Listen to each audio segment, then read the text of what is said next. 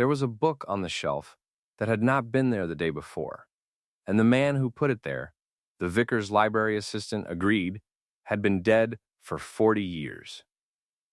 Miss Marple turned it over in her hands very slowly, the way she turned over a thought she did not yet trust. Welcome to Mystery Stories, where every shadow hides a secret, and every cup of tea may be your last. Settle in, pour yourself something warm, and let the story begin. Chapter 1. The Library at St. Cyprian's.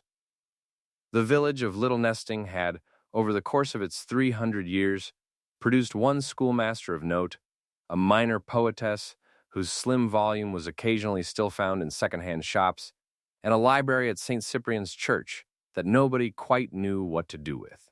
It had been established in 1887 by a Victorian clergyman of scholarly habits and optimistic character, who had donated some 400 volumes to the parish on the understanding that they would be available to all who wished to improve their minds.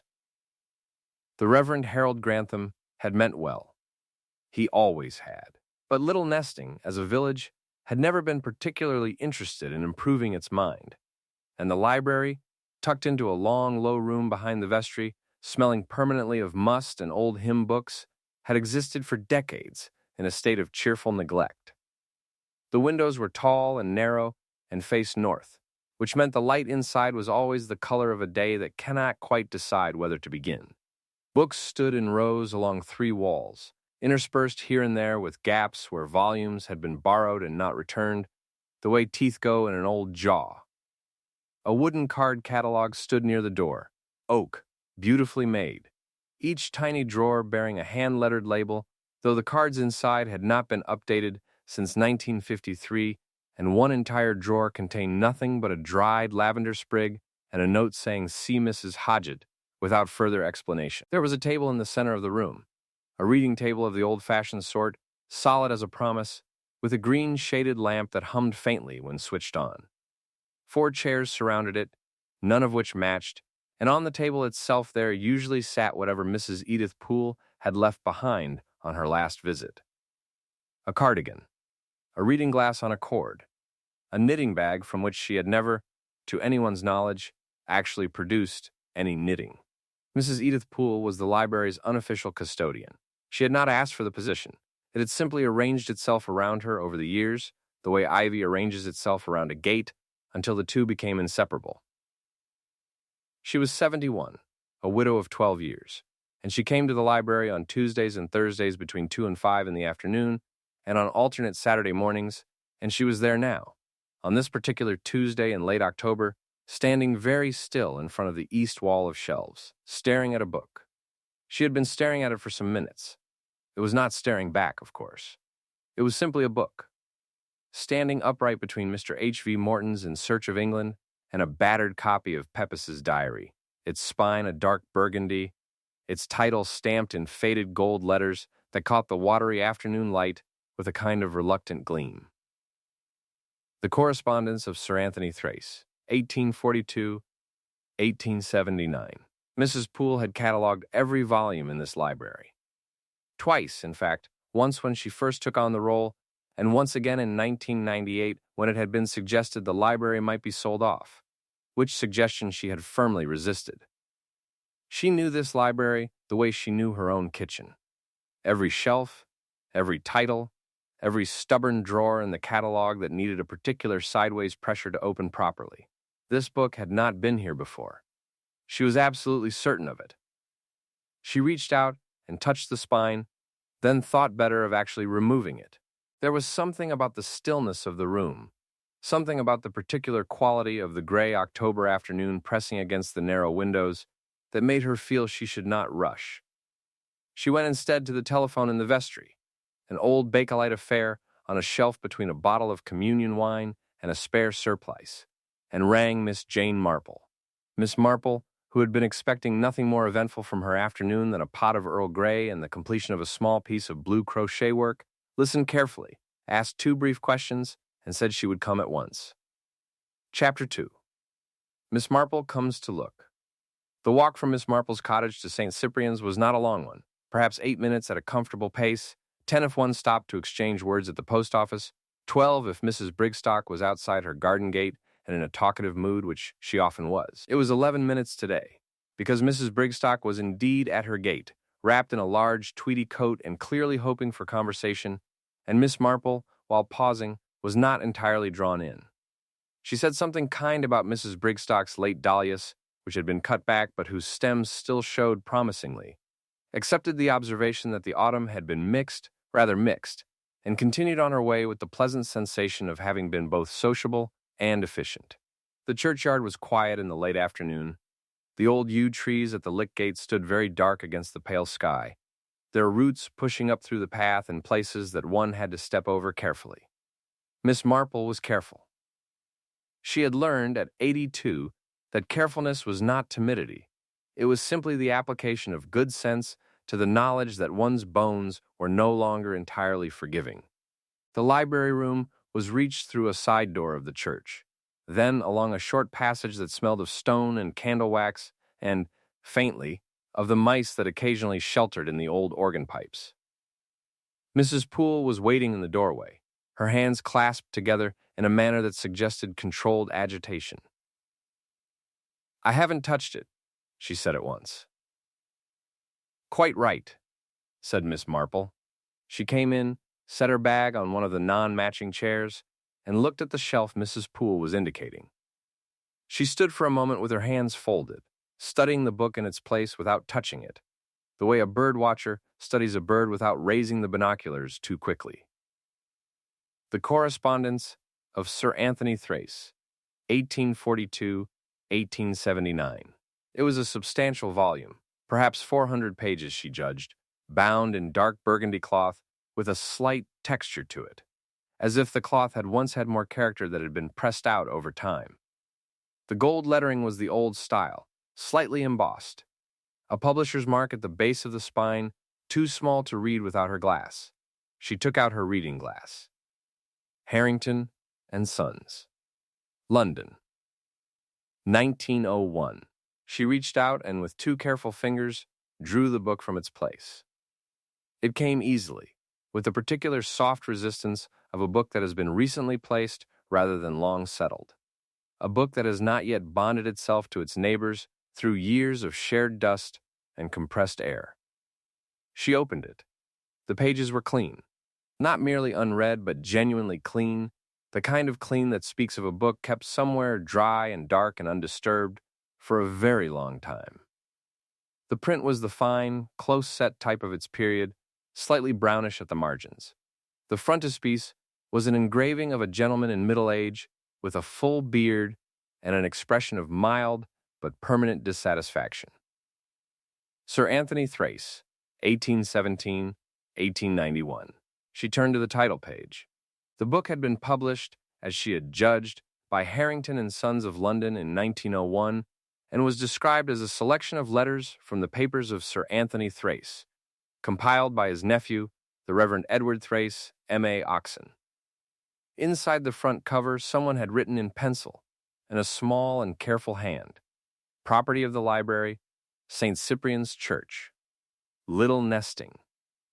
Given by Mr. R. Calloway, October 1954. Miss Marple looked at this inscription for a long moment. October 1954, she said. Yes, said Mrs. Poole. That's just it. Roger Calloway died in 1954. In September. A full month before whoever wrote that inscription says he gave this book. The lamp on the reading table hummed quietly. Miss Marple turned the book over once more in her hands, the way she turned over a thought she did not yet trust, and said, "Tell me about Roger Calloway." Mrs. Poole pulled out the nearest chair and sat down, arranging herself with the deliberateness of a woman who understands that a proper answer is not a brief thing. He was a solicitor, she began, or had been. He'd retired by the 50s. He lived in Yew Tree House, that's the large one at the top of Church Lane, that the Hammonds have now. He was a widower, no children, rather private. He helped with the library occasionally. That was really all anyone knew of him. and he died in September 1954? The 14th. I know because my mother-in-law mentioned it. She remembered the date because it was the day she had a new cooker delivered, and Roger Calloway's nephew came to tell the vicar, and she thought it very sad, the nephew arriving right as the delivery men were making all that noise. The nephew, said Miss Marple. She said it quietly, with no particular emphasis, and went back to looking at the inscription in the front of the book. The lamp hummed on. Outside, the first suggestion of evening was settling into the churchyard, very gently, like a gray cat lying down. Chapter 3. What Roger Calloway left behind.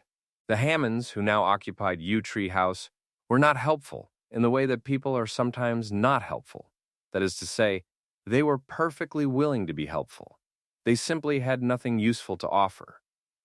Peter Hammond was 44, an architect who worked from a studio in the converted outbuilding and who came into the house for meals with the slightly surprised air of a man returning to a country he no longer entirely recognizes.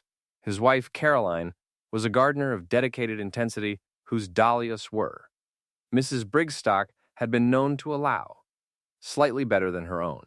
They had bought Yew Tree House 6 years ago from the estate of the previous owner, a retired teacher named Mrs. Fleet, and they knew nothing of Roger Calloway beyond the fact that the kitchen had, when they moved in, contained a peculiar system of hooks and pulleys that Peter thought might have been for hanging game, and Caroline thought might have been for drying herbs, and which they had removed regardless. Miss Marple had not gone to Yew Tree House herself. She had sent instead a very specific and careful enquiry through Mrs. Poole, who had a natural reason to call on the Hammonds for purposes of a small church fundraising matter. The answer came back the following morning. Nothing known. It was the Reverend Stephen Alderton who proved more useful. He was 48 and had been vicar of St. Cyprian's for 11 years, a pleasant, unobtrusive man who wore his faith with the comfortable ease of a garment he had long since broken in. He was mildly interested in the library's history, mildly surprised by the appearance of the mysterious book, and thoroughly well-disposed towards Miss Marple, whose family connection to the church went back 3 generations. He came to tea at Miss Marple's cottage on Wednesday morning, which was unconventional but convenient, and sat in the armchair opposite her hearth with a cup of good Assam and a piece of seed cake, and said that he believed there were still some papers relating to the library's early cataloging. In the vestry cupboard, rather a large vestry cupboard, he added, with the mildness of a man who had looked into it once or twice and retreated. I wonder, said Miss Marple, whether you have a record of donations. Not purchases, donations. He considered this. There's a donations book. I found it once when I was looking for the Register of Confirmations. Black cover, rather worn. It goes back to the 1890s, I think. And it would record gifts of books to the library? I imagine so, if it was carefully kept. Not all periods were carefully kept, naturally. He ate some seed cake with appreciation. This is excellent. Mrs. Tanner's recipe? My own, said Miss Marple, though I learned it from Mrs. Tanner's mother. The caraway seeds need half a minute in a dry pan first. It makes a difference. It does indeed. He paused. You're thinking the donation might have been recorded at the time and we can cross-reference? I'm thinking, said Miss Marple, that if Roger Calloway died on the 14th of September 1954, and the inscription in the book says it was donated by him in October of the same year, then either the inscription is mistaken, which is possible, or the book was donated on his behalf by someone. Else and the wording is simply loose, which is also possible, or there is some other explanation entirely. And you prefer the third? She smiled at him, a small and slightly private smile. I prefer to keep all 3 equally warm until one of them becomes noticeably cooler. He laughed, a comfortable sound in the cottage's sitting room, where the fire had settled to a steady amber and the clock on the mantel marked the morning with its unhurried tick. The donations book, it emerged, was indeed in the vestry cupboard, behind a stack of outdated parish magazines, 3 rolled maps of the churchyard that had never been unrolled in his tenure, and a Tupperware box whose contents he declined to investigate. It was brought to Miss Marple's cottage the following afternoon, still smelling of its long enclosure. the black cover soft as old leather, the pages inside filling themselves gradually with the ink of more than a century. Miss Marple sat at her writing desk and turned the pages with the care they deserved. The donations were recorded in various hands across the decades, some neat and official, some sprawling and enthusiastic. Books came from estates, from departing clergy, from people who had received volumes as presents and found them unsuitable, from a Mrs. Fortescue in 1924 who had donated an entire shelf of improving works that appeared never to have been opened. There were records from the 1940s of a small but steady trickle of donated volumes, clearly wartime clearing out, and then the pages thinned and became more occasional into the 1950s. She found September 1954. Nothing. She found October 1954. There was one entry. It was written in a slightly different hand from the rest of that period. Not the vicar's hand, which she had come to recognize from the preceding pages, but a smaller, more controlled script. Received, 1 volume. The Correspondence of Sir Anthony Thrace, 1842-1879. Harrington and Sons, 1901. Donated from the estate of Mr. R. Calloway, Yew Tree House, per instruction of his solicitor. October 12th, 1954. She read this twice. From the estate, she thought, per instruction of his solicitor, which meant Roger Calloway had arranged the donation before his death, in his will or in some separate instruction left with his solicitor, and the inscription in the front of the book, written presumably by whoever processed the donation, had rendered this somewhat loosely as given by Mr. R. Calloway, omitting the posthumous character of the gift. That answered one question. It did not answer why the book had not been in the library for the past 40 years, and it did not answer why it was there now. She sat for a moment with her hands resting on the donations book and the October light coming through the window in long, peaceful slants, and she thought about solicitors. Chapter 4. The Solicitor's Son. The firm of Brackett and Greaves had operated in the market town of Nesting Major for 91 years, through 3 generations of both Bracketts and Grieveses and 1 interregnum when there had been neither, at which point the practice had been run by a capable woman named Dorothy Fens, who was not a partner, but deserved to be. It was now Brackett, Greaves, and Hollis, the Hollis being an addition of 20 years ago, and it occupied a handsome Georgian building on the High Street with a brass plate somewhat greener than its proprietors perhaps intended. Miss Marple had not dealt directly with the firm for some years, but she knew Ronald Greaves, the current Ronald Greaves, being the third, slightly, in the way that one knows people in a district of this size, not intimately, but with the solidity of long acquaintance. He was in his mid-60s, sandy-haired, going to gray, with the careful, pleasant manner of a solicitor who has learned that most of what people bring to him is, at its heart, a story about family. She did not go to his office. She wrote him a note, which was the appropriate thing, and he replied by telephone the following morning. "Roger Calloway," he said, with the tone of a man consulting a well-organized memory. "Yes, indeed. My grandfather handled his estate, as it happens. We have the files, we keep everything, as I'm sure you know. Rather a long retention policy." "And would the estate file," said Miss Marple carefully, "include any instructions regarding a donation of books to St. Cyprian's library?" A pause. The quality of the pause was thoughtful rather than uncomfortable. "I couldn't say offhand without looking. But I do know, from family history as it were, that old Mr. Calloway was a careful man. Meticulous. My grandfather used to say he was the most organized client he'd ever had. Everything in order. Everything anticipated. Including, perhaps, the disposition of his library. I would think so. Yes." Another pause, shorter. "May I ask, Miss Marple, what has prompted this inquiry?" She told him about the book. She told him quietly and precisely, the way she told things, without embellishment and without omitting anything relevant. And when she had finished, there was a longer pause. "That is peculiar," said Ronald Greaves. "Yes," said Miss Marple. "A book donated from his estate, properly recorded, which then apparently didn't exist in the library for 40-odd years, and has now reappeared. That is a fair summary. I'll look out the file, he said. I can't promise there's anything enlightening in it. Probate files from the 50s are often quite bare, but if there's a list of specific bequests, that might at least confirm whether the Thrace volume was specifically named. He rang back that afternoon. The estate file, he said, was indeed meticulous. There was a full inventory of contents of Yew Tree House, a schedule of all financial bequests, and, yes, a separate codicil dealing specifically with Mr. Calloway's library. He had rather a good private library, said Ronald Greaves, mostly history and legal works, but some unusual items.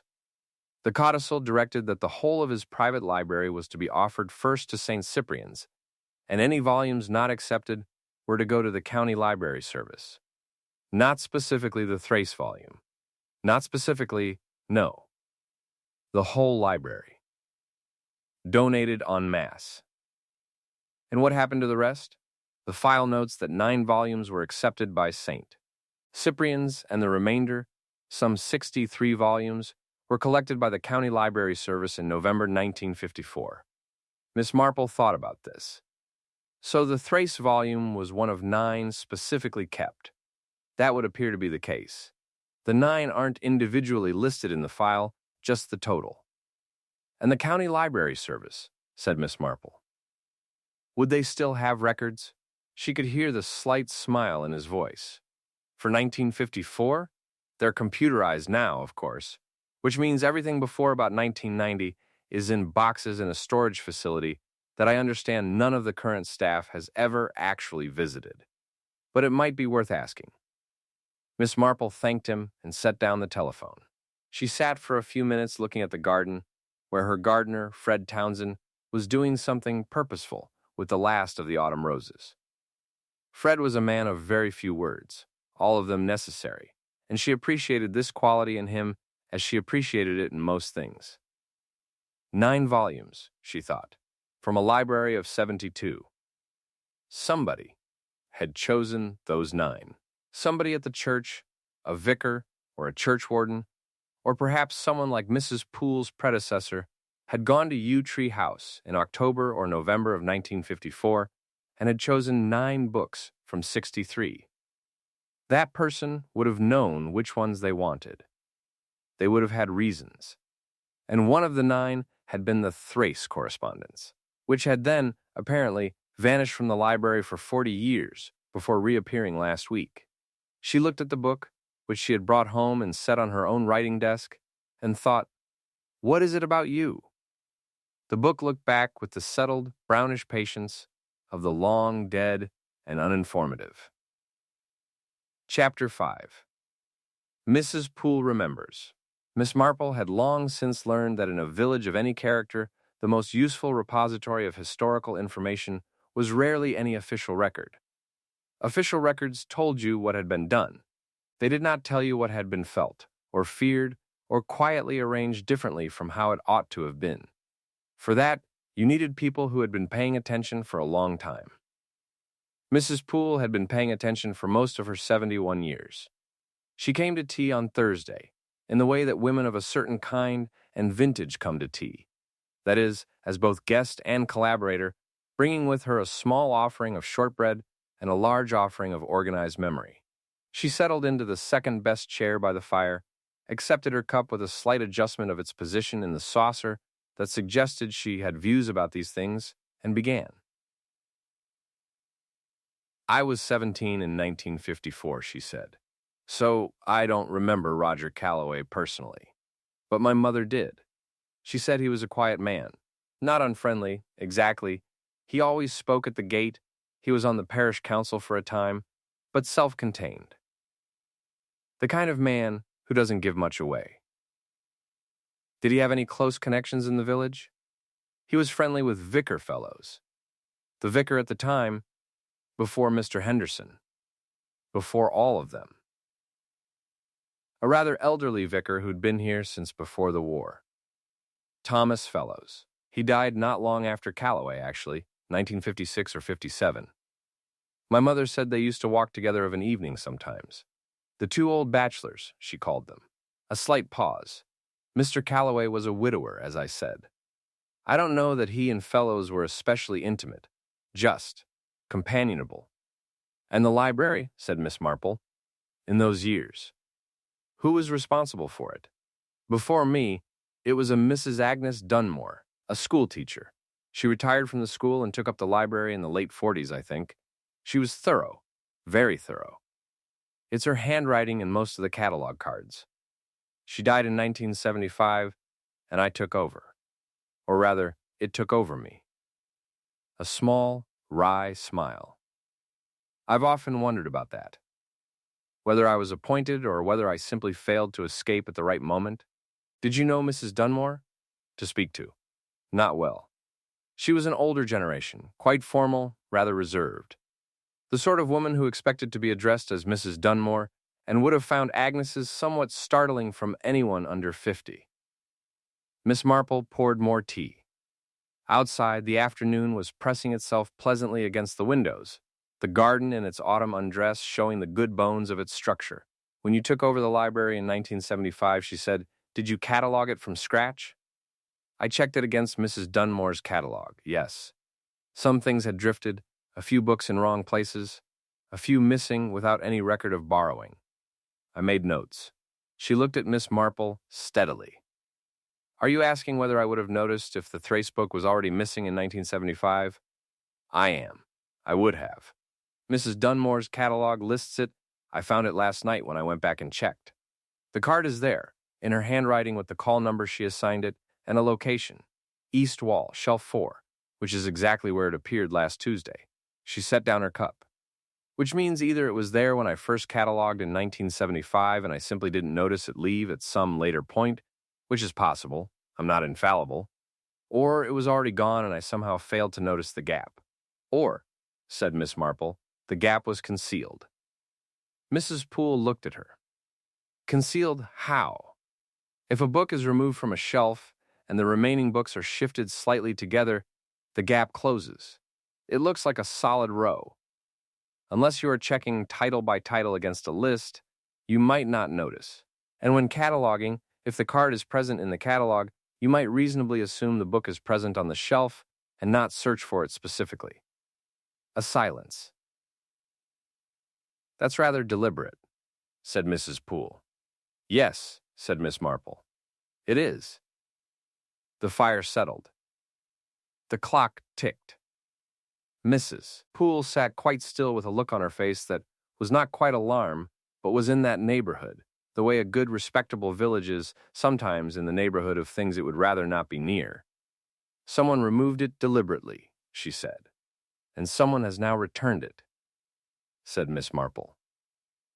Which is in some ways the more interesting action of the two. She looked at the Thrace volume on her desk. The book sat there in the lamplight, dark burgundy, patient and gold-lettered, keeping whatever it knew to itself.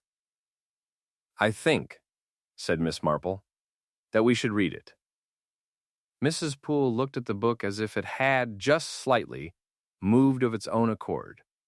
You think there's something in it? I think someone thought so, said Miss Marple.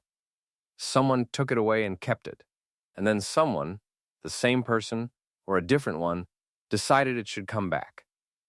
People don't do that with books for no reason. She reached across and lifted the volume. It was heavier than it looked. Letters, she said. Someone's private correspondence. Published after his death by his nephew. She opened the preface and read it quickly.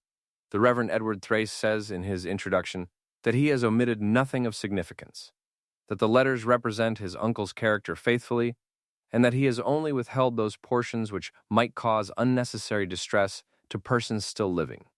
She looked up. Written in 1901, she said. The persons still living would be dead by now. But what they were distressed about, that has a way of persisting. She began, slowly, to read. Chapter 6. The Letters of Sir Anthony Thrace. They were, in themselves, not remarkable letters. That was Miss Marple's first impression, formed over 2 evenings with a pot of tea and the green shaded lamp. Sir Anthony Thrace had been a civil servant of modest distinction. a man who had spent his career in the Colonial Office and had formed, through that career, a wide correspondence. He wrote to colleagues, to friends, to a married sister in Edinburgh, to a series of clergymen he had known at Oxford. His letters were clear and measured, the letters of a man who had organized his thoughts before setting pen to paper. He had views on Disraeli and on the reform of land tenure in Bengal and on the proper preparation of kedgeree, and these views were expressed with a mild authority that suggested he expected to be attended to without requiring that anyone agree. In the middle years, the late 1850s and 1860s, he had clearly been an important man. Important in the way of his period, not famous, not powerful in the public sense, but embedded in the machinery of government in a way that made things happen or not happen, silently and without public notice. He knew people. He was consulted. He was, several letters suggested, trusted with things that were not written down. Miss Marple read all of this with patience. She was looking for something, and she did not know what it was, which is the most careful kind of looking, because it keeps the attention alert to everything. The later letters, 1870s, approaching the end, became more reflective. The Colonial Office was behind him. He had retired to a house in Hertfordshire. He wrote about his garden and about the deaths of friends, and occasionally about regret, though he used that word only once, and with the air of a man who was uncomfortable finding it in his vocabulary. He wrote to a man named Peregrine Oates, an old colleague. The letters to Oates went back to the 1850s. Oates had been, it emerged, in the same department, some years junior, and the letters to him were the most candid in the collection. Not indiscreet exactly, but looser than the rest. The letters one writes to someone who has been alongside you for the significant part. In 1876, Thrace wrote to Oates, "You ask me whether I regret the matter of the commission. I have thought about this carefully, and I will say what I have not said before, which is that I do not think what was done was wrong, though I believe what was concealed was. The distinction matters to me. I did not deceive the commission. I declined to volunteer what had not been asked for. Whether that is a difference of kind or only of degree I leave to a sharper conscience than mine." Miss Marple read this twice, and then wrote it out in her own hand in the small notebook she kept for such things. Then she turned the page. In the following letter, written 2 months later, P. Came to see me last month. I had not seen him in some years, and the visit was not comfortable. He is not a man who ages well, by which I mean that what was merely sharp in him at 30 has become something else at 60. He spoke of documents. I told him what I told him before, which is that I burned them. I do not know whether he believed me. She put the notebook down.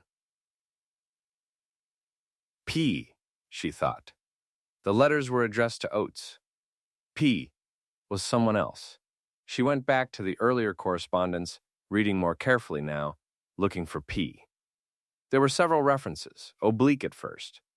P was at the meeting. I find P increasingly difficult. P has certain advantages over the rest of us, which he has never been above employing. Then, in a letter of 1858, a fuller reference. Philip Calloway has done better for himself than any of us predicted, which is to say he has used what he had with more single-mindedness than the rest of us would have considered quite polite. I say this without rancor. He is, in his way, effective. Philip Calloway. Miss Marple sat back in her chair. She thought about Roger Calloway, a solicitor, a private man, who had lived in Little Nesting in the 1950s and who had, with careful instructions to his estate, ensured that this particular book came to this particular library in this particular village. Philip Calloway. A civil servant in the Colonial Office, a man with advantages he was not above employing, a man who spoke to Thrace about documents, a man Thrace had apparently not trusted. She picked up the book again and read on to the end. In the last letter to Oates, dated January 1879, Thrace wrote, "I am not well, and I say what I say now because I may not have another opportunity. The documents I referred to, I told P. I had burned them. This was not true. They exist. I am satisfied that what they contain will not be of any import in my lifetime. I believe it will be of import in someone else's. I have made arrangements accordingly. The fire had burned to ash. The lamp hummed its steady hum. Miss Marple sat with the book in her lap and the notebook open beside her, and she thought about a solicitor dying in September 1954, and about a book that held somewhere in its quiet pages a secret that had taken over a century to make its way back to where it was supposed to be. She had not yet found the documents, but she now thought she knew why the book had come to this library, to this village. Someone had begun, at last, to finish something that Thrace had started. The question was who? And the question after that was, why now? Chapter 7. The Question of the Nephew. Miss Marple made, the following morning, a small and careful list. She wrote it in her notebook, underneath the transcribed passages from the Thrace correspondence, in the precise small hand that had recorded observations for 7 decades. She titled it, for she was a woman who believed in titling things, questions, in order of what can be answered. She wrote, 1. Who put the book on the shelf? 2. Who took it away and when? 3. Who is connected to the Calloway or Thrace families in Little Nesting now? 4. What are the documents? 5. Who knows about them? She looked at this list for a while, then added a 6th item. 6. Why does this matter to someone today? She started with number 3 because it was the most immediately practicable. The surname Calloway was not common in Little Nesting, but it was not entirely absent. There was a Calloway who had run the petrol station for 20 years and who had retired to Bournemouth with a second wife and a boat he intended to sail but probably never had. And there was, more relevantly, Mrs. Patricia Slade, a Calloway, who lived at number 14 Beaches Road, and who had been, for as long as anyone in the village could recall, simply there, a fixed point of the village landscape, like the War Memorial or the Post Box, a woman of 63 who taught piano to the villages. Reluctant children and grew excellent strawberries. Miss Marple had not had occasion to speak to Patricia Slade in some months, which was a matter of circumstance rather than inclination. She was a sensible woman, Mrs. Slade, a little guarded but not unfriendly, and she had a quality Miss Marple had always appreciated. She did not embroider. When she said something, she meant it. When she did not mean something, she said nothing. It was Mrs. Brigstock who provided the opening, as Mrs. Brigstock so often did. Miss Marple, passing the garden gate on Thursday morning on her way to the post office, was hailed. Mrs. Brigstock had a matter of some urgency to communicate, which was that Patricia Slade had been seen going into the church twice this week, which was unusual, because Patricia Slade never attended beyond the Christmas and Easter minimum. Both times she went to the library room, said Mrs. Brigstock, with the emphasis of a woman who considers this significant. How do you know? Said Miss Marple with genuine curiosity. Because Mrs. Dobbins was doing the flowers, and she saw her, both times.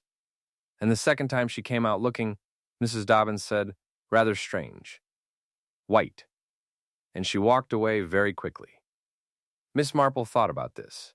When was this? She asked. Monday and Wednesday. Both this week. Monday and Wednesday. The book had appeared on Tuesday. She went to see Mrs. Slade that afternoon.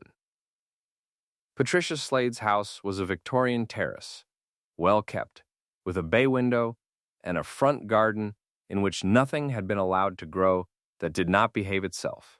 The piano could be heard from the front path, a child working through something Mozartian with more determination than touch, and Miss Marple waited on the step while the passage of the lesson ran to its close.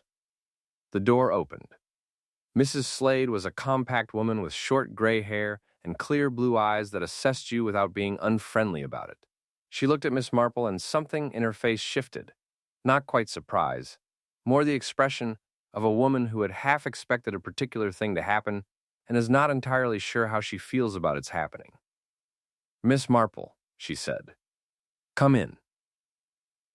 The front room was the music room, upright piano, music stand, several chairs placed strategically, a bookshelf of sheet music arranged by period. The last student was collecting a bag from the floor and was dispatched with the friendly firmness of a woman who has taught children for 30 years. "Tea?" said Mrs. Slade. "That would be very kind," said Miss Marple. The kitchen was at the back, looking out over the garden, and it was while they were in the kitchen, waiting for the kettle, that Mrs. Slade said, without preamble, "I imagine this is about the book." "It is," said Miss Marple. Mrs. Slade nodded, slowly, as if something had been confirmed that she had been waiting to have confirmed. "Roger Calloway was my great-uncle," she said. "My grandmother's brother. I never knew him. He died when my mother was 7. But there were family papers. My mother kept them." She paused. "When she died last year, I went through them. And there was a letter from Roger Calloway dated 1953, a year before he died, addressed to whoever in the family might one day need to understand what he had done." Miss Marple waited. "He wrote that he had a book, a particular book, which contained within it something of significance. He said he had placed it in the library at St. Cyprian's in his will because he felt it should be available, eventually, to the right person, but not yet. He said the circumstances were not right and might not be for some time.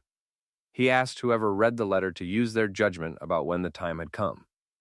She looked directly at Miss Marple. "I read it last November. I thought about it for nearly a year, and last Tuesday I put the book on the shelf." The kettle came to its boil. "You had it," said Miss Marple. "My mother had it, in a box with the letter. She never knew what it was. I don't think she ever read Roger's letter properly. It was with a lot of other old papers." Mrs. Slade poured the water over the leaves. "I read the letter. I read the book. And I decided the time had come." "What made you decide that?" She was quiet for a moment, carrying the teapot to the table. "Because I found something else in my mother's papers," she said, "and I think you had better see it." She put the tea things down and left the room, and came back with a small envelope, very old, its flap sealed with wax that had long since broken and been pressed back flat, and gave it to Miss Marple. Miss Marple opened it carefully. Inside was a single page, folded twice, covered in a close, firm hand that she recognized from the Thrace correspondence. The date was March 1879, 2 months after the last letter in the published selection. She read it. When she finished, she sat quite still for a moment. "Yes," she said, "I see why the time has come." She did not say this dramatically. She said it the way one says the obvious thing, when the obvious thing is also the important thing, quietly, and with attention. Outside the back window, Mrs. Slade's garden held its late October stillness, the last apples fallen and browning in the grass, the branches bare and patient, waiting as bare branches do. Chapter 8. What the letter contained. The letter was from Anthony Thrace. It was addressed to no one, it had no salutation, which suggested it had been written to be found rather than sent, or to accompany something that made its audience self-evident. It read, "These are the facts as I know them. In the spring of 1857, a commission of inquiry was convened to investigate certain practices in the administration of land distribution in the province of Bengal. I gave evidence to that commission. My evidence was truthful in everything it contained, and was, nonetheless, incomplete. What I omitted, I was aware, prior to the commission's meetings, that Philip Calloway, who administered the relevant distribution program, had falsified the registration records of some 12,000 acres of cultivated land belonging to the Dhar family. He had done so at the instruction of a minister whose name I was given, but cannot now verify to my full satisfaction, and for the financial benefit of interests connected to that minister. The falsification was not discovered by the commission. I did not bring it to their attention. My reasons at the time I cannot now defend except to say that I was a young man, and that Calloway made certain representations to me about the personal consequences of disclosure, which I took seriously, and which I am now ashamed to have taken seriously. The documents which record the original land registration, the unaltered documents, which Calloway believed had been destroyed, I preserved. I did so because I had, even at the time, some understanding that what was being done was a wrong not easily repaired, and that evidence of it should exist somewhere. I do not know what use they can be made of. The families affected are presumably scattered or gone. The minister, I believe, is dead. Calloway will not be far behind.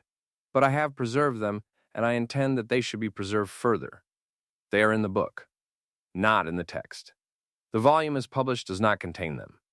What I mean is, in the binding of this copy, sewn into the boards under the cloth, there are 6 folded pages of the original survey records, reduced by photographic means to half their original scale, and transferred to thin paper by a method that a man of my acquaintance who works with these processes explained to me.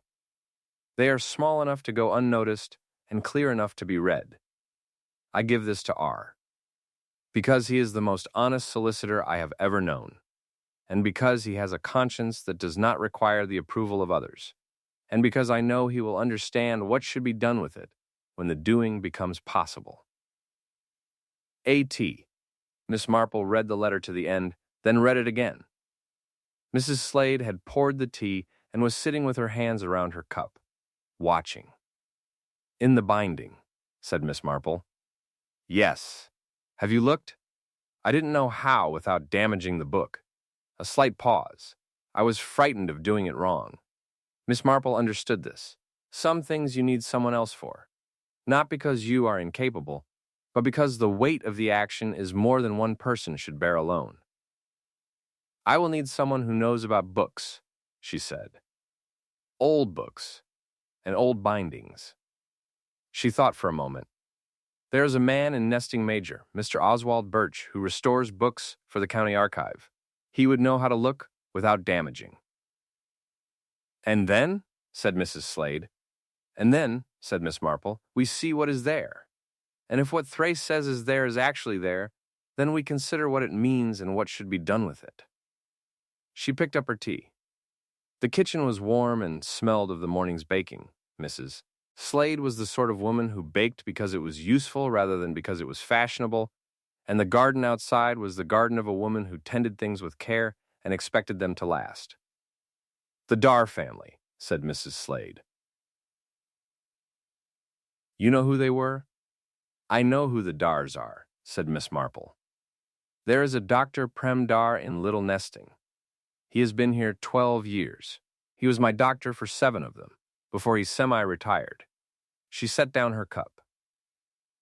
"He told me once, some years ago, that his family had originally been landowners in Bengal, that there had been, in his grandfather's generation, a loss of land through legal processes he described as irregular.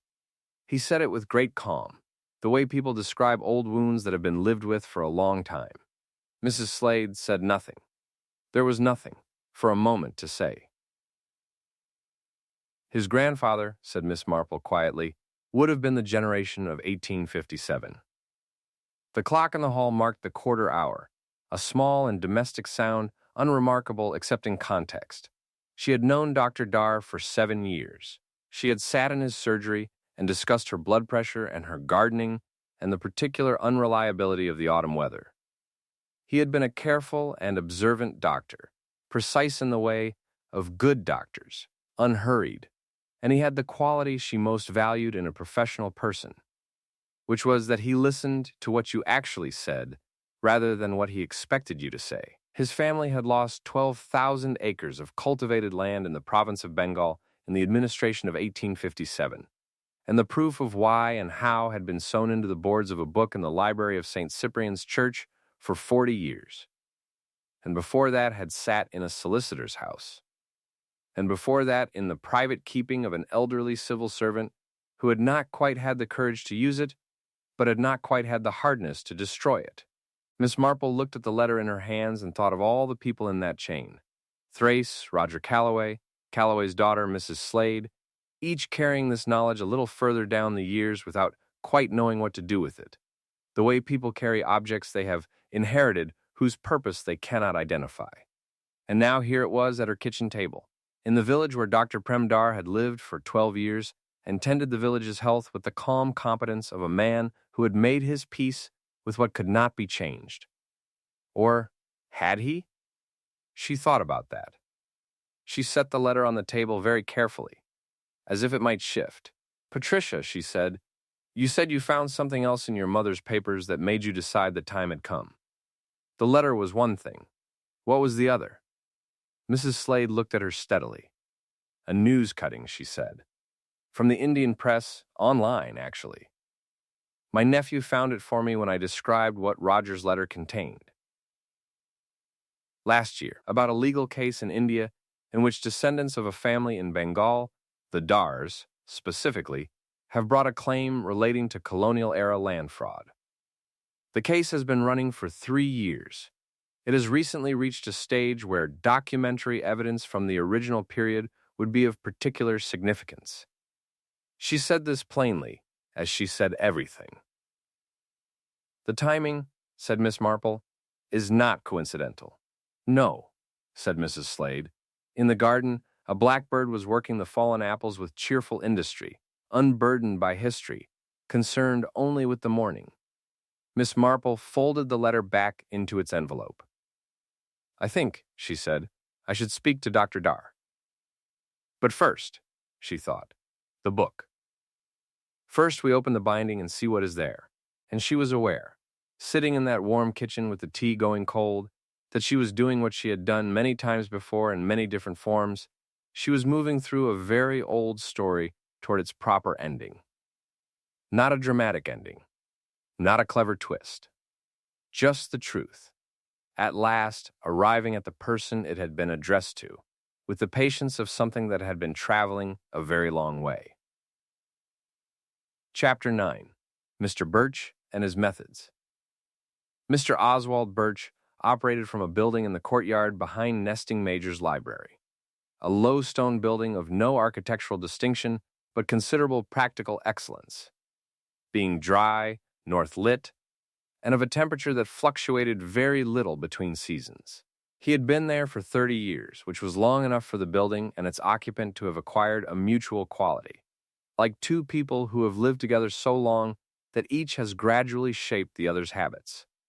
He was 67, very thin, with the wrists of a man who had spent his life in fine work, and the eyes, behind gold-framed spectacles, of a man who had spent that same life looking closely at things other people looked over. He smelled pleasantly of paste and leather, and he received Miss Marple with the manner of someone who is too interested in his work to be formally warm, but too fundamentally decent to be unwelcoming. She had telephoned ahead. She had explained, as precisely as seemed necessary, what she was bringing, and what she believed it might contain.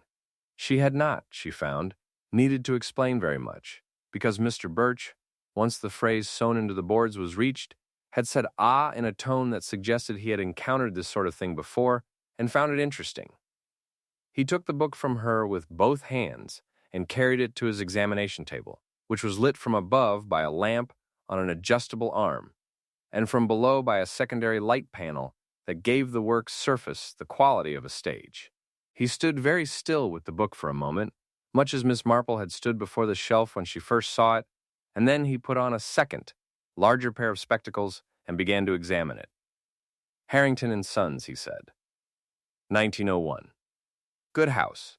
They used good materials. The cloth was always better than the price point suggested. He turned it, slowly. The spine has been rebacked at some point. See this?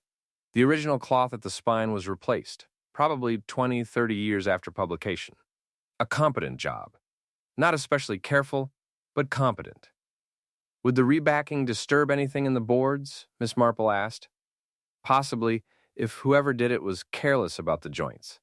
But if the material is in the boards themselves, the actual board, the pasteboard, and the cloth is intact on the covers, the rebacking wouldn't touch it. He was running his thumb very lightly along the inside front board now, pressing slightly. The paste down is original. The end papers are original. He pressed again. There is something here. He said it without drama, as a matter of observation. Miss Marple, who was standing at a respectful distance because she understood that some work required space, felt the particular quiet attention that she had felt for 60 years whenever a long question moved suddenly toward its answer. "Something layered," he said. "Under the paste down. Thin. Thinner than the board. Could be reinforcement paper, could be anything. Can't tell without opening it. Can you open it without damage? Without damage to the book?" "Yes. I've done more difficult extractions." He looked up. "Without damage to what's inside? That depends on what it is and how it was prepared. If it's paper of any quality, and it's been in a dry, stable environment, it should be fine. If it's been damp at any point," he made a very slight gesture with one hand that indicated that dampness was the great enemy and he had not always been on the winning side. "The book has been in a private house for 40 years, said Miss Marple. "In a box. The house was, I believe, a dry one. That's encouraging." He put the book down gently. "I'll need a couple of hours. You're welcome to wait in the city library, or I can ring you." She waited in the city library. She sat at a table in the reading room with a cup of the canteen's coffee, which was adequate, and looked out of the window at the market town's small square, where pigeons went about their business with the purposeful vacancy of long-term residents, and she thought. She thought about Philip Calloway and the 12,000 acres. She thought about the kind of man who falsifies a land registration and the kind of man who knows about it and says nothing. She thought about Sir Anthony Thrace, who had carried his guilt for 20 years and had eventually, in his way, done what he could with it, which was not enough, and he had known it was not enough, but which was nonetheless what he had. She thought about Roger Calloway, the solicitor nephew, or was it great-nephew, of Philip Calloway, who had received from Thrace the book and the knowledge of what it contained, and who had spent his own remaining years deciding what to do with it, and had finally, in the careful instructions of his will, passed the decision forward. There was, she thought, a particular moral quality to that sort of passing forward. It was not quite courage, and it was not quite cowardice. It was the acknowledgement that one's own life was not the right context, combined with the refusal to simply let the thing die. She had known people like that. She had occasionally, she was honest enough to admit, been a person like that. Mr. Birch telephoned at 3:30.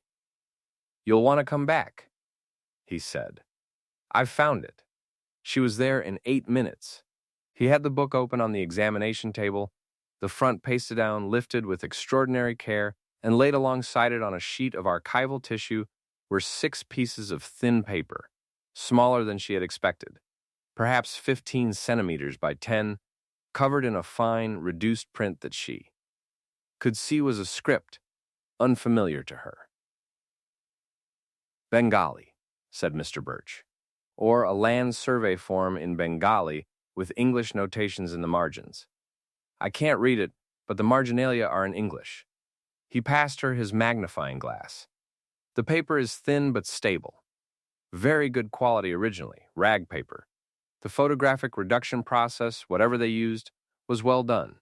It's all legible." She bent over the pages. The marginalia were indeed in English, in a hand she did not recognize, a civil servant's hand, precise and official. Dates, numbers, annotations, words like original registration, corrected register, superseded, and one annotation that appeared on 3 of the 6 sheets and which she read with the particular stillness of someone who recognizes an answer.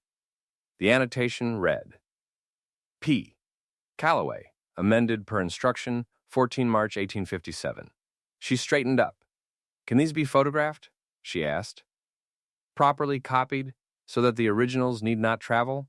"Certainly. I have the equipment here." "Good." She looked at the 6 small pages, 168 years old, patient as the very long-suffering are patient. "Please make 3 copies. I will take 1. One should go to a solicitor. And 1, she said, to someone who has been waiting for it for a long time, without knowing that what they were waiting for existed." Mr. Birch looked at her over his spectacles.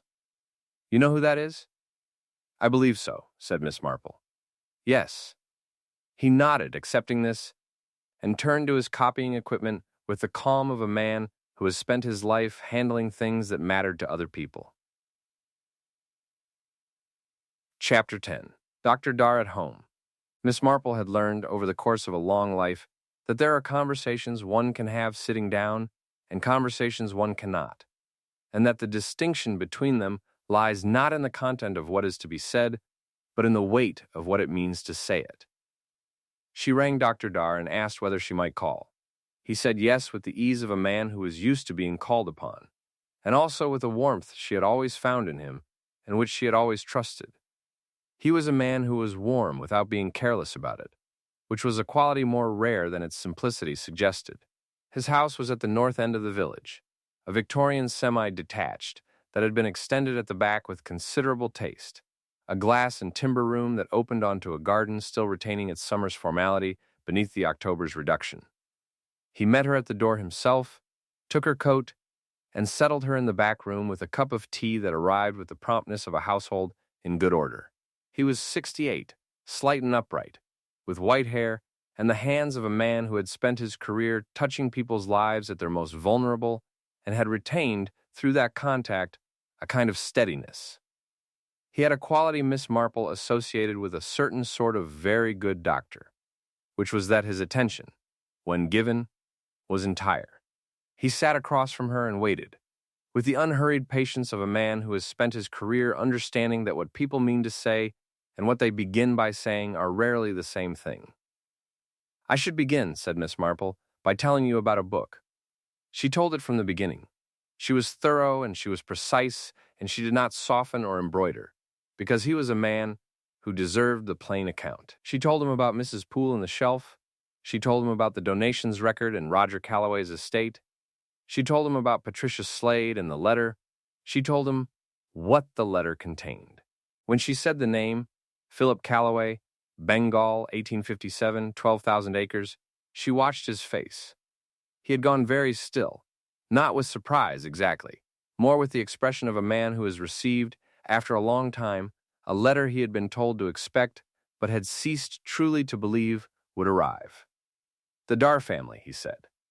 "Your family. Your grandfather's generation, I believe, in Bengal." He was quiet for a moment. "Then, my grandfather Rajan." "Yes." "He told my father, who told me." He spoke with the measured quality of someone careful with history. He had a very small holding by that point. They had already lost most of the estate before his time. But what remained, the cultivated land, was registered in the family name. And then, it was not. He pursued it through legal means. He was told the registration had always shown differently. He knew this was not true. He could not prove it. He looked at his hands. He lost everything he had pursuing it. Not the land. The land was already gone. But the money, and the time, and some of his health. He was not a bitter man, my father was at pains to say that, but it was a very specific kind of wound, not to have been robbed exactly, to have had the robbery denied, to have been told the robbery had never occurred.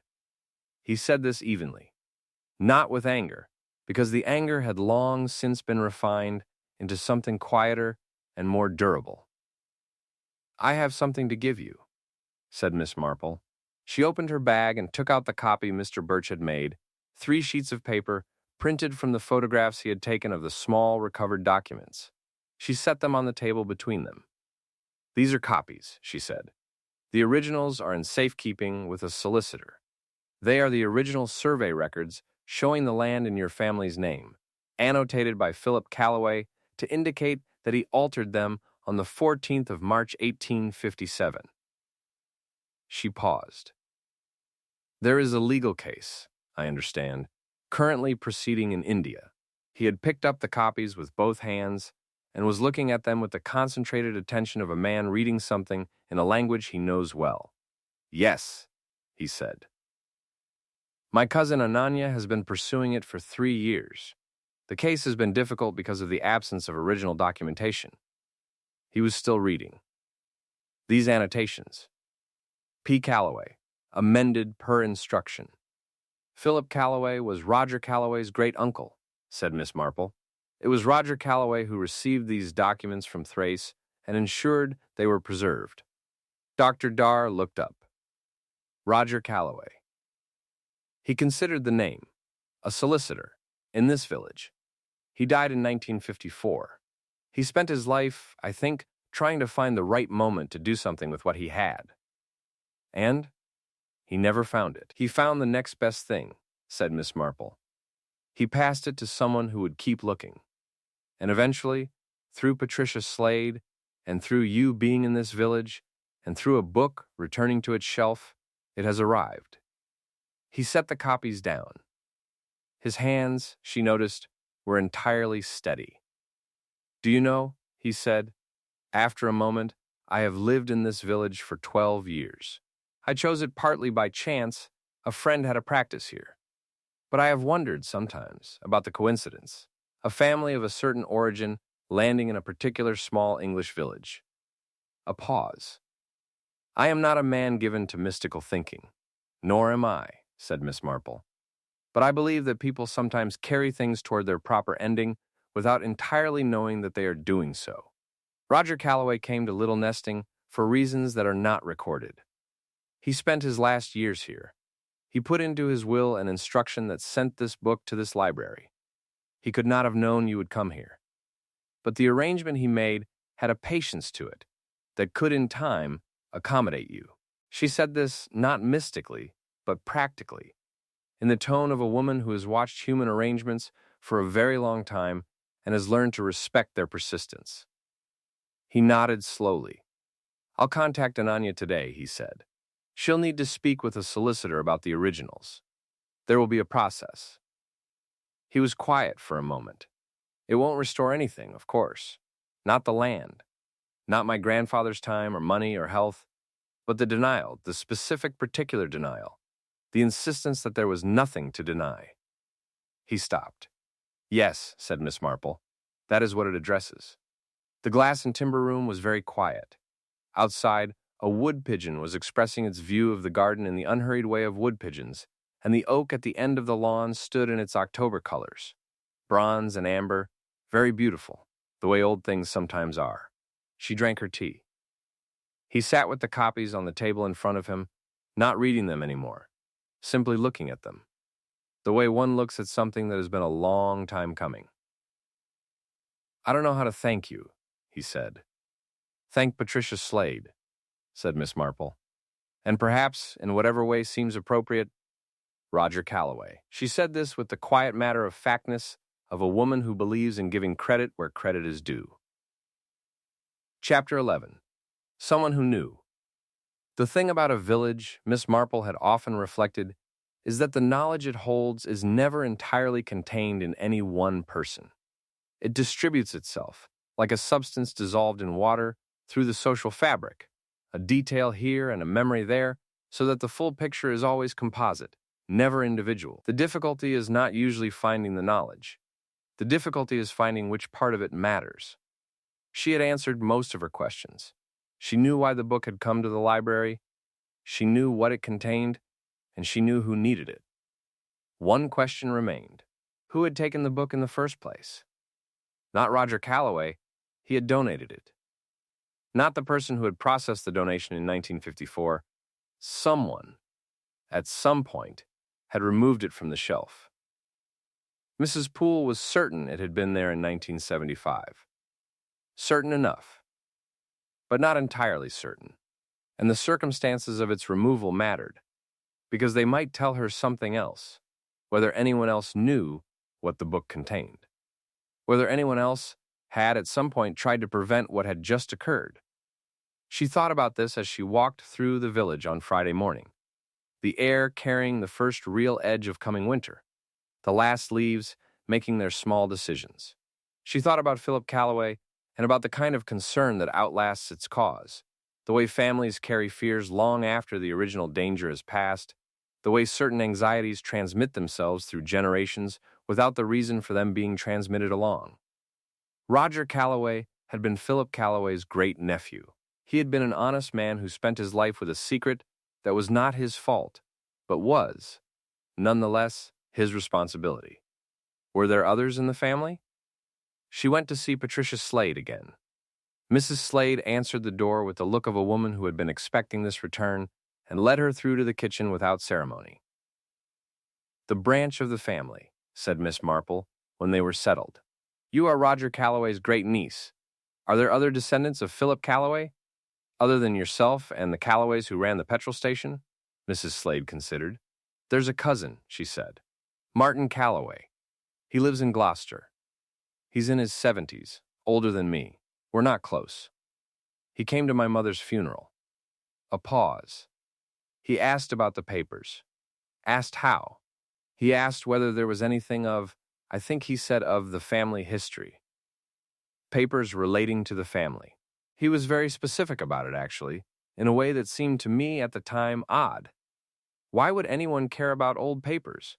She looked at Miss Marple. "I said there was nothing of interest. I said it quickly. Because I had already found Roger's letter, and I already felt, instinctively, that Martin was not someone I wanted to tell." "Why not?" "Instinct," she said simply. "He was too interested. Too specific. And he mentioned India." A pause. "He said something about old India matters and whether anyone had been in touch. I said no. He said good." She set down her cup, and I thought, good? Why would it be good? Miss Marple thought.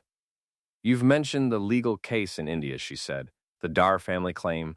If that claim were supported by documentary evidence, it might have implications not only for the historical record, but for any modern legal resolution. And if there were living descendants of Philip Calloway who understood that, they might prefer the evidence not to surface," said Mrs. Slade. "It is possible." She said this without alarm. It was a fact of long experience that the reasons people wish certain truths buried are rarely dramatic. They are usually mundane, usually about money or reputation, and usually involve a perfectly ordinary unwillingness to be connected with something uncomfortable. "Has Martin Calloway been in contact again?" "He rang last month," said Mrs. Slade. Her voice was steady, but had a careful quality, like a person choosing their footing. "He said he'd heard there was something going on with the church library in Little Nesting. He'd heard the name Thrace mentioned." "Where had he heard it?" "He wouldn't say. But he said I should leave well alone, that there were legal sensitivities, that old records could be misinterpreted." She looked at Miss Marple directly. He was polite, but he was also quite clear that he wanted me to do nothing. "And you put the book on the shelf the following week," said Miss Marple. Mrs. Slade met her gaze. "Yes," she said. "I did."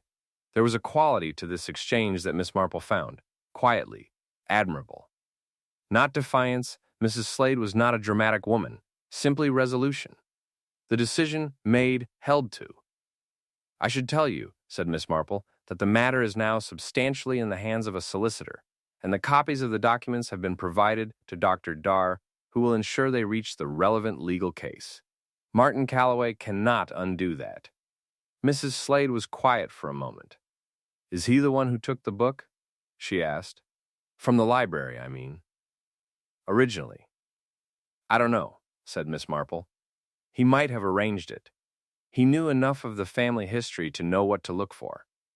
But she was thinking, even as she said this, that there was still a gap. Martin Calloway was in Gloucester. The book had been removed from a library shelf in Little Nesting. Someone local had done it. Someone who could walk into the church library without attracting attention. Someone who had been trusted enough to have access.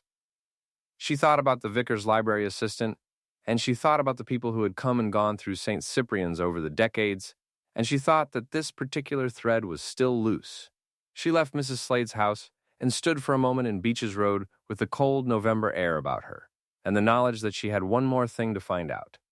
She looked at the church tower, which was visible above the rooftops from where she stood, pale stone against a sky the color of old pewter, and thought about all the things that accumulate in old buildings, the layers of the life that has passed through them, the secrets that get left in, corners and behind shelves, the long patience of stones that have been standing while people argued and loved and deceived and repented and eventually gave up and let things go. A book. had come back to its shelf. That was the starting point. Someone had put it there. Someone else, before, had taken it away. She straightened her coat and walked toward the church. Chapter 12. The Churchwarden's Particular Memory. Mr. Geoffrey Dobbins had been Churchwarden of St. Cyprian's for 22 years, which is to say for most of his 60s and all of his 70s. He was a man of systematic habit and an exact memory for anything he considered to fall within his domain, which was essentially the church and everything that pertained to it. He was also the husband of Mrs. Dobbins, who did the flowers, and it was Mrs. Dobbins who had seen Patricia Slade at the library on Monday and Wednesday. He sat across from Miss Marple at his kitchen table. His wife was visiting a daughter in Bristol, so it was his kitchen, his tea, his arrangement of biscuits on the plate, all accomplished with the slightly deliberate quality of a man doing something outside his usual sphere, and he considered her question with the care of a man who has been churchwarden long enough to know that questions about the church always have further questions behind them. The library, he said. Access to the library. He arranged this in his mind as he might arrange a pew schedule. The key is kept in the vestry cupboard. Has been as long as I can remember. I have a key, naturally. The vicar. Mrs. Poole, obviously. And until he died, Mr. Hargreaves had one.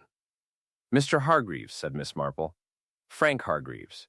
He was a volunteer, used to help with the library on and off, before Mrs. Poole was as established as she is now. This was in the 90s, mostly. He died in 2003. He paused.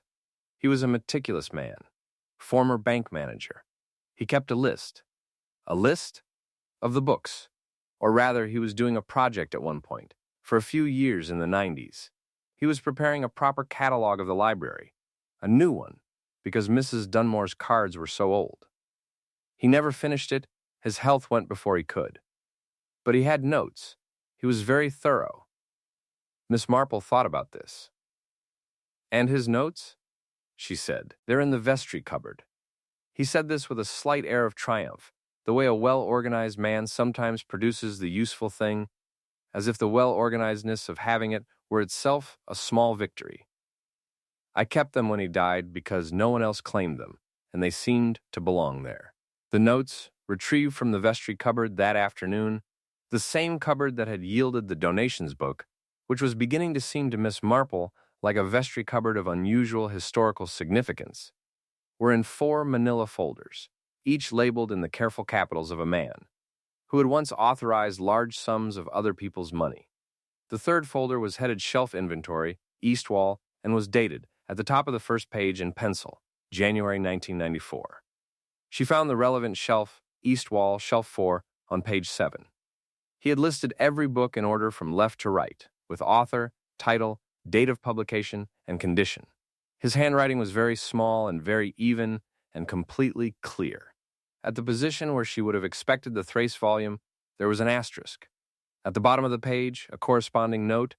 This position appears to contain an unregistered volume, dark red cloth binding, gilt title letters, Harrington and Sons imprint, which is not recorded in the Dunmore catalog.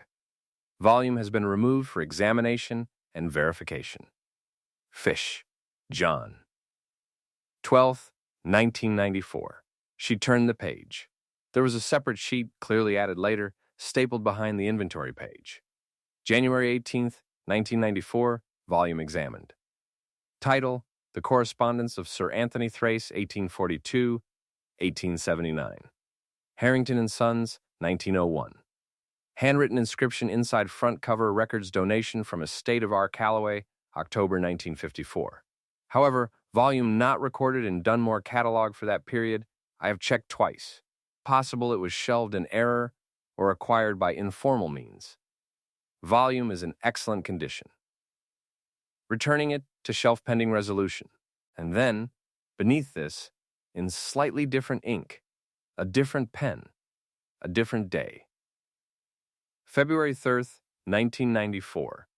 Have received a telephone call from a M. Calloway of Gloucester, asking whether the library holds any volumes donated by members of the Calloway family. I mentioned the Thrace volume. He seemed very interested, and asked whether the volume could be sent to him for family reasons. I declined to do this without proper procedure. He said he would follow up in writing. No letter has been received. And beneath that, a final entry, undated. Volume removed from shelf for safekeeping pending clarification of ownership. Miss Marple set down the folder. Frank Hargreaves, a careful, meticulous man, who had noticed the discrepancy in the catalog, who had examined the book, who had received a telephone call from a man in Gloucester showing suspicious interest, and who had removed the book for safekeeping, he wrote, but perhaps also for something else, and who had then died in 2003 before. The safekeeping had been resolved. Mr. Dobbins, she said. When Frank Hargreaves died, where did his personal effects go? His wife, and then when she died, his daughter. Linda. She lives over Compton Bassett Way. And would Linda have kept her father's belongings? He thought about this. She would. She's a keeper, Linda, not someone who throws things out. He considered further. Though she rang me, come to think of it, about 2 years ago, asking if any of her father's things had belonged to the church and should be returned. We went through what he had. She had an old box of what she called his church papers. And in the box, he looked at Miss Marple with the expression of a man who has just understood where a very carefully laid path has been leading. A book, he said. Dark red cover. She thought it was just something of his. She still has it? As far as I know. He was already reaching for his telephone. Linda Hargreaves, who was reached within the hour, had the book. She had been meaning, she said, to bring it to the church for years. She brought it that evening, setting it on the library's reading table beside Mrs. Poole's abandoned cardigan, and between Miss Marple and Mrs. Poole and Mr. Dobbins, there was a moment of curious, quiet recognition, as if something that had long been in motion had arrived where it was going. They already had the copy that Mr. Birch had made. The documents inside the boards had already been photographed. The information had already been passed. But the return of the book, the actual physical book, to the table in the room where it had begun, under the lamp that hummed its quiet hum, seemed, to all of them, right. Your father was a good man, said Miss Marple to Linda Hargreaves. Linda Hargreaves, who was 60 and had her father's exact eyes, said yes, she thought he was. He did what he could with what he knew, said Miss Marple, which is often all any of us can manage. She looked at the book lying on the table. Dark burgundy, gold letters, patient, all the way to its proper ending, at last. Chapter 13. Martin Calloway makes an enquiry. He arrived on Saturday, which was 2 days after the book had been returned by Linda Hargreaves and placed back on the east wall shelf, shelf 4, in the position that was its own. Miss Marple heard about his arrival from Mrs. Brigstock, who had seen an unfamiliar car, a large silver thing, very clean, parked outside the church in the morning, and from Mrs. Dobbins, who had been doing the flowers and had seen a man she didn't recognize speaking to the Reverend Alderton in the churchyard. She was not surprised. People who are watching from a distance have a tendency to arrive in person when they sense that events are moving beyond their ability to manage from a distance. It is the nature of the anxious to be too late, because anxiety makes one hesitate at precisely the moments when hesitation is most costly. Martin Calloway was 73, she saw, when he came to her cottage that same afternoon. She had expected him, or someone like him, and had arranged the sitting room accordingly, meaning she had simply made sure the fire was well made and the tea was ready and the Thrace volume was visible on the writing desk. Not hidden, not displayed with any deliberateness, simply present, in the matter-of-fact way that done things are present. He was a large man, not fat but substantial, with the gray, suited authority of someone who had spent a career being taken seriously and had come to expect it. He was not, she judged, a bad man. He was simply a man who had decided at some point that there were things it was better not to have known, and who had spent a certain amount of energy ensuring that they weren't. He sat in the visitor's chair and accepted tea with the slight stiffness of a man performing social courtesy under duress. "I understand," he said, "that you've been looking into some matters relating to the library at St. Cyprian's." "I have," said Miss Marple. "I also understand that you've been speaking with Patricia Slade." "Yes." He paused. He was choosing his approach, she saw, not a dishonest man, but a cautious one, used to situations that required handling. "Miss Marple," he said, "I want to be straightforward with you. I know something about the history behind all this. I know about Philip Calloway and the Bengal land question. My father told me. He'd been told by his father. It's not something the family has been proud of." "That is understandable," said Miss Marple. "What I'm concerned about," he continued, "is the legal situation. Not for selfish reasons. But there are historical claims that, if pursued, could become very complex, and if documentation surfaces that's been out of proper custody for 100 years, there are questions about its provenance, its authenticity." "Mr. Calloway," said Miss Marple, pleasantly, "I appreciate that this is your concern. But the documents are now in the custody of a solicitor in Nesting Major, photographically copied by a professional archivist with full chain of custody records, and have been provided to Dr. Prem Dhar, whose family counsel is already in contact with the legal proceedings in India. The question of authenticity will be for appropriate experts to determine." A silence. He looked at her with the expression of a man who has arrived too late and knows it. "It won't bring anything back," he said. "Not really. Not for them." "No," said Miss Marple. "It won't. But it will correct the record. It will make clear that what was taken, and how, and by whom, which is not nothing." She poured more tea with the calm of someone performing an ordinary action. "Your ancestor did a dishonest thing. Roger Calloway spent his life trying to correct it. Frank Hargreaves, without knowing the whole of it, tried to protect the evidence. Patricia Slade made the final decision. None of them were obligated to do any of it. But they did." He sat for a moment with his cup. "And there's nothing to be done," he said. "The matter has been put in its proper place," said Miss Marple. "The documents exist. The family who was wronged knows about them. The legal process will do with them what it does." She looked at him steadily. "If your concern is genuinely about the family name, about Philip Calloway, I would suggest that the family name is better served by being connected to Roger Calloway's conduct than to Philip's." He did not argue with this. He sat for a moment longer, and then he set down his cup and stood up with the manner of a man who has received an answer he did not want and is deciding to accept it because the alternative is worse. "Is there anything else I can help you with?"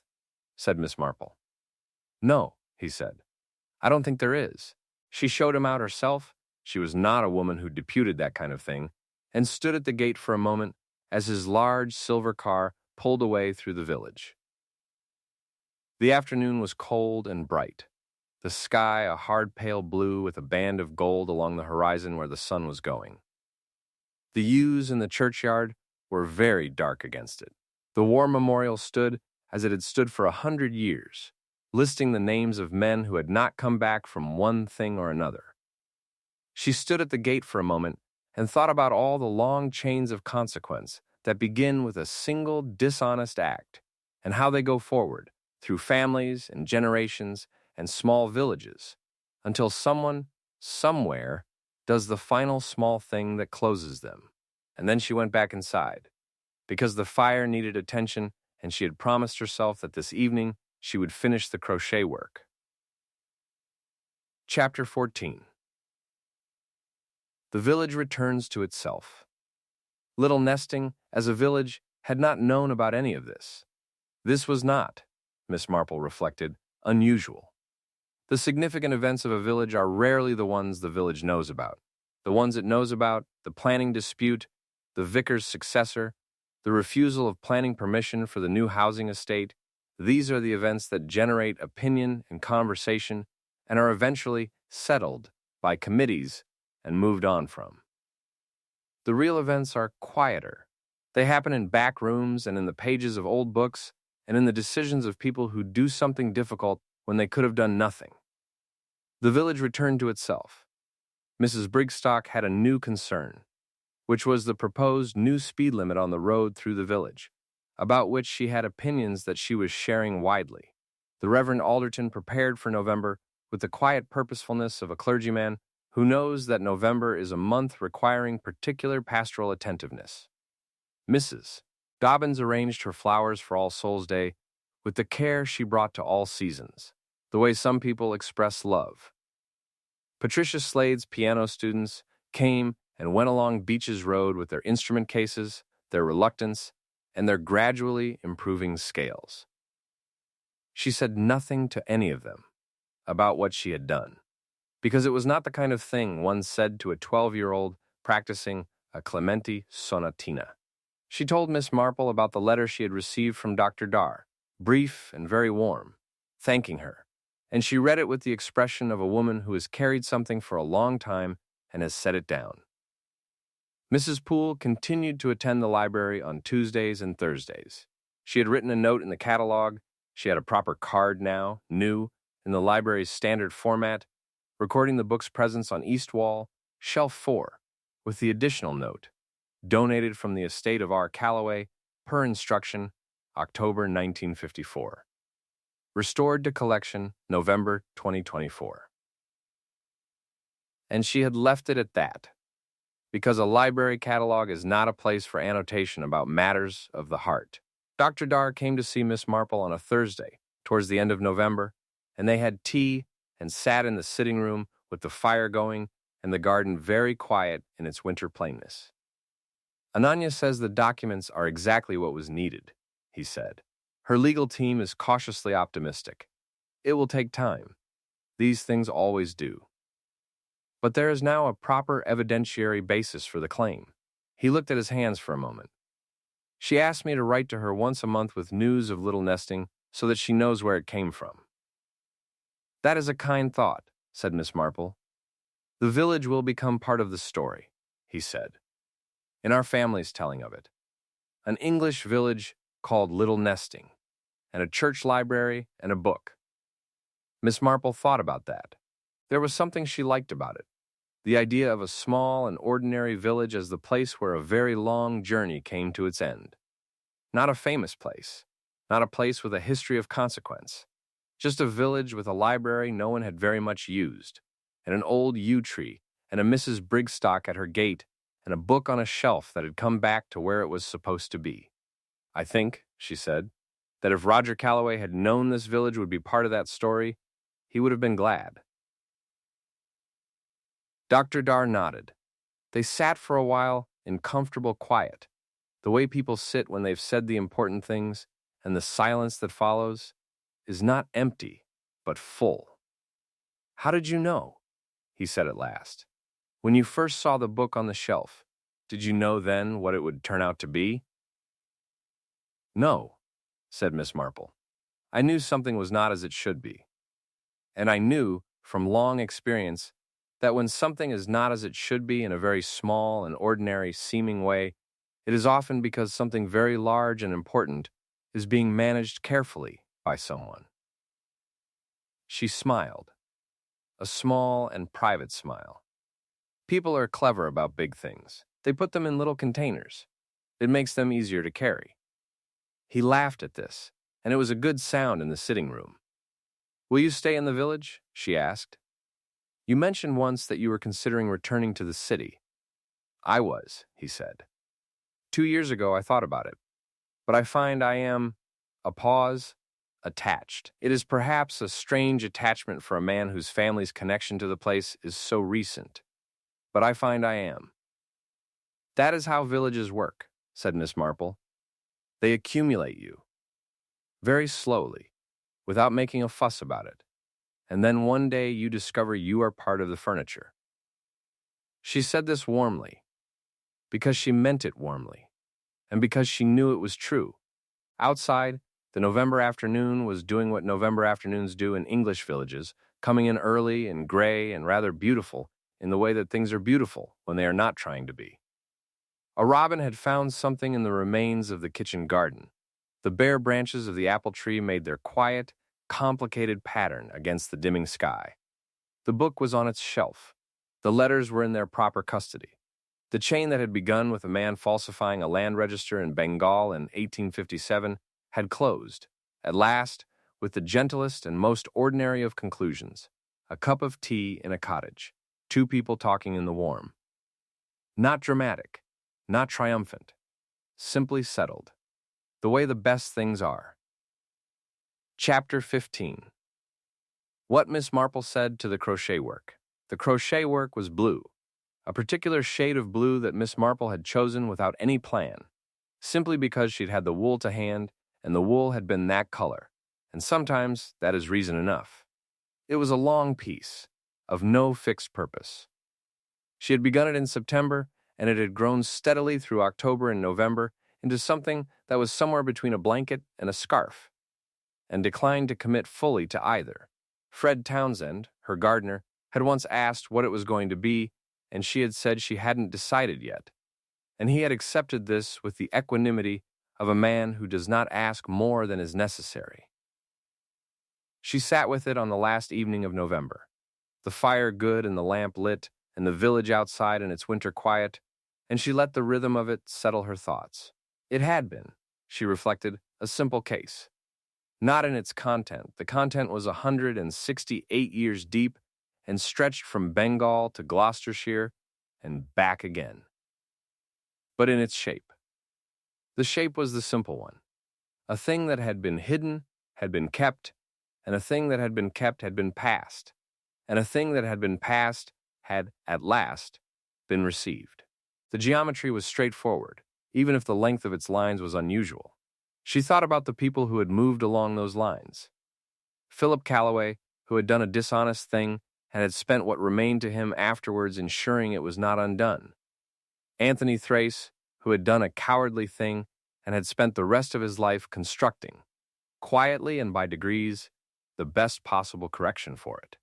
Roger Calloway, who had been handed a problem he had not made and had carried it with more honor than most. Frank Hargreaves, who had known nothing but had been thorough and had kept what he found. Patricia Slade, who had read a letter and made a decision. Dr. Dhar, who had been here all along, living 12 minutes' walk from the book. Villages are full of stories that no one knows. Miss Marple had known this for 60 years. The stories move through houses and gardens and library shelves and old cupboards, patient and accumulating, until they find the moment and the person they have been looking for. Most of them never do. Most of them end in dust and forgetting, and the dispersal of estates. This one had not. She pulled the wool through, loop and catch and through, the motion as natural as breathing. The Thrace volume was back in the library. Mrs. Poole had dusted it. She dusted all the books on her visits. With a small, soft brush she kept in her cardigan pocket, and had set it back in its place, between the Morton and the Pepys, where it had apparently always been, where now it simply was. Mr. Birch had returned the original 6 pages to the book's boards, resewn with archival thread, the pasted down relaid with reversible adhesive. In case anyone ever needs to look again, he had said, and she had appreciated the precision of this, the understanding that evidence should be preserved in the form in which it was found, that its story was part of its meaning. Ronald Greaves had filed the relevant paperwork. The original documents were in proper custodial hands. Ananya Dhar's legal team from somewhere in India had confirmed receipt of the copies and expressed cautious and professional optimism. The machinery of correction was underway. It would take time. It would not restore everything. These were both true and both acceptable, because the alternative, the continued denial, the sealed lie, the comfortable silence, was less acceptable, and had been, she thought, for quite some time. Mrs. Brigstock, passing the cottage window earlier that afternoon, had waved, and Miss Marple had waved back, and nothing else had been communicated, which was often the best kind of communication between people who have lived alongside each other for a long time. The Reverend Alderton had, in his November sermon, which Miss Marple had attended, spoken about the persistence of truth. He had not made it topical. He had not needed to. He had simply said, in his mild and unhurried way, that truth tends to outlast the arrangements made to contain it, and that this was not usually comfortable in the short term, but was, in the long term, the best news available to anyone. She had thought, sitting in the third pew, that he had said it well. The crochet work grew a little more. The fire settled into its coals. The clock on the mantel marked the hour with its usual unhurried authority. She thought about the book, about books in general, actually, and what they do. They carry things, not just the things written in them, the arguments and the stories and the information and the occasional excellent recipe, but the things hidden in them, the things tucked between pages, the dedications and the dried flowers and the notes written inside front covers by people who thought they were simply being practical and who were, without knowing it, laying a message into the future. Every old book is a small archive. Every library is a conversation between the living and the dead. The library at St. Cyprian's would go on. Mrs. Poole would attend on Tuesdays and Thursdays. The books would stand in their rows on the north-lit shelves, doing what books do, existing patiently, waiting for the right person to open them. One of them would sit on the east wall, shelf 4, between the Morton and the Pepys, in the quiet library room behind the vestry, smelling of its long history, gold lettered on its dark burgundy spine, with nothing to suggest it was anything other than what it appeared to be, which was, as it happened, exactly what it was. The correspondence of a man who had known too much and done too little, and had in the end done just enough. Miss Marple finished the row she was on and set the crochet work down in her lap for a moment. The fire was warm. The lamp was steady.